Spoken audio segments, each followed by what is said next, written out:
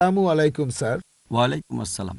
আমার নাম হলো SK রন্দর্নে, deputy engineer, government of Maharashtra, water supply department. আমি একজন অমুসলিম, নন মুসলিম। আমার প্রশ্নটা হলো যে আমাদের এই পৃথিবীতে কেন এত ধর্ম সৃষ্টি হয়েছে? আমাদের চারপাশে এত বেশি ধর্ম কেন? এখানে একটা সেন্টেন্স লেখা আছে পিস টিভি লোগোর নিচে, যে পিস টিভি মানবতার সমাধান। এখানে আমার মতামত হলো এই, যে শান্তির জন্য জ্ঞান আর বিজ্ঞতার প্রয়োজন। ধন্যবাদ। ভাই একটা প্রশ্ন করলেন যে পৃথিবীতে এত ধর্ম কেন, এটা প্রথম প্রশ্ন। আর তারপর একটা মন্তব্য করলেন যে শান্তি মানবতার সমাধান, এটা পিস টিভির স্লোগান। শান্তির জন্য প্রয়োজন জ্ঞান আর বিজ্ঞতা। আমি আপনার সঙ্গে একমত। আপনার প্রশ্নের প্রথম অংশটা নিয়ে যদি বলি যে পৃথিবীতে কেন এত বেশি ধর্ম, আমাদের বুঝতে হবে যে সর্বশক্তিমান ঈশ্বর আমাদের স্রষ্টা আল্লাহ সুবহানাহু ওয়া তাআলা পাঠিয়েছেন মাত্র একটা ধর্ম। আল্লাহ পবিত্র কোরআনে বলেছেন সূরা আলে ইমরান অধ্যায় নম্বর 3 আয়াত নম্বর 19, ইন্নাদ-দীনা ইনদাল্লাহিল ইসলাম। একমাত্র ধর্ম, একমাত্র জীবন দর্শন যেটা আল্লাহ তাআলার গ্রহণযোগ্য, সেটা আল্লাহ তাআলার কাছে আত্মসমর্পণ করা। আল্লাহ তাআলা মাত্র একটা ধর্মই পাঠিয়েছেন। আর যত নবী রাসূল পৃথিবীতে এসেছেন, যেমন ধরেন আদম, ইব্রাহিম, মুসা, ঈসা, মুহাম্মদ, ওনারা সবাই শান্তিতে থাকুন, তারা মানুষকে একটা শিক্ষাই দিয়েছেন, আল্লাহর কাছে আত্মসমর্পণ করা। এখন আরবি ভাষায় যদি কেউ আল্লাহ তাআলার কাছে আত্মসমর্পণ করে তাহলে তাকে বলা হয় মুসলিম। আর ইসলাম, এই আরবি শব্দটার মূল আরবি শব্দটা হচ্ছে সালাম, যার মানে শান্তি। এর আরেকটা মূল আরবি শব্দ হচ্ছে সিলম, যার মানে আল্লাহ তাআলার কাছে নিজের ইচ্ছাকে সমর্পণ করা। তাহলে এক কথা ইসলাম মানে আল্লাহ তাআলার কাছে আত্মসমর্পণের মাধ্যমে শান্তি অর্জন করা। তাহলে আমাদের স্রষ্টা আল্লাহ তাআলা পাঠিয়েছেন মাত্র একটাই ধর্ম। তবে সময় বদলানোর সাথে সাথে ধর্মগ্রন্থগুলোও বদলে গেছে, বিকৃত হয়ে গেছে, নতুন জিনিস ঢুকেছে।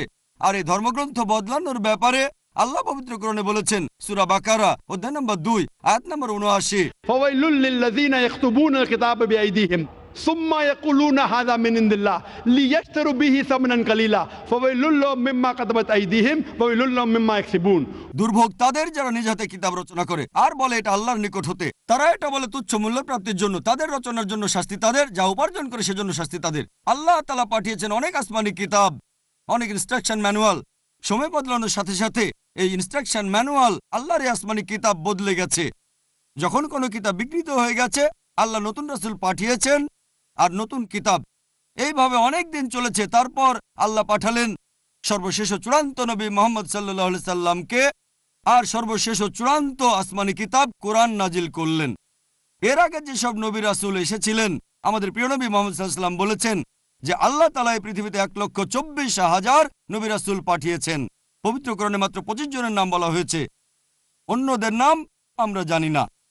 হতে পারে একজন প্রশ্ন করেছিল, আপনি কি মনে করেন, একজন হিন্দু আমাকে এই প্রশ্নটা করেছিল, আপনি কি রামকে আল্লাহর রাসূল বলে মানেন, অথবা শ্রীকৃষ্ণকে কি আল্লাহর রাসূল বলে আপনি মানেন? আমি বলবো, যেহেতু নামটা কোরআন হাদিসে উল্লেখ করা নেই, আমি জানি না।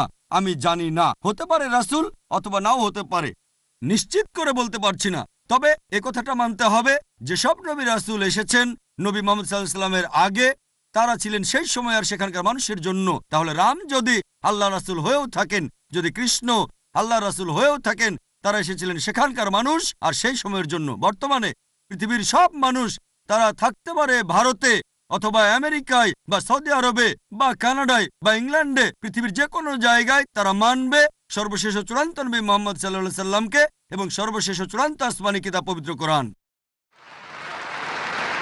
আল্লাহ আমাদের কথা দিয়েছেন সূরা হিজর অধ্যায় নম্বর 15 আয়াত নম্বর 9 যে আমি কোরআন অবতীর্ণ করেছি, সেটা আমি সংরক্ষণ করব। তাহলে আল্লাহ তাআলা পাঠিয়েছেন মাত্র একটা ধর্ম, সেটা হচ্ছে আল্লাহ তাআলার কাছে আত্মসমর্পণ করা।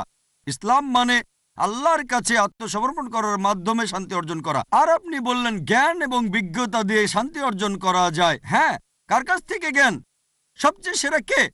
আল্লাহ তাআলা আমাদের স্রষ্টা। কে সবচেয়ে জ্ঞানী? আল হাকিম, তিনি আল্লাহ সুবহানাহু ওয়া তাআলা মহান স্রষ্টা। তাহলে শান্তি অর্জনের সেরা উপায় হচ্ছে সেই জ্ঞান এবং নির্দেশনা মেনে চলা যেটা আমাদের স্রষ্টা আল্লাহ সুবহানাহু ওয়া তাআলা পাঠিয়েছেন। আশা করি উত্তরটা পেয়েছেন। ধন্যবাদ।